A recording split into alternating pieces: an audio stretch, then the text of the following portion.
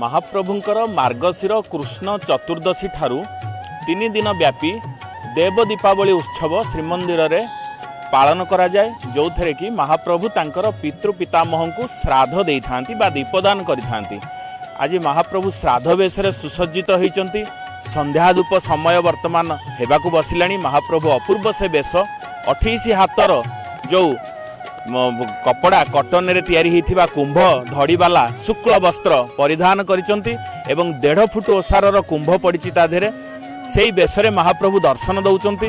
नळीभुज धारण करिसंती सुवर्णर, जो थे कि शंख चक्र हल मुसळ इत्यादि संकेत शोभा पाउछि। ता सहित आड़कानी चंद्रिका चंद्र सूर्य चिता एवं कमरपट्टी एगुड़िक महाप्रभुंकर शोभावर्धन करुछि।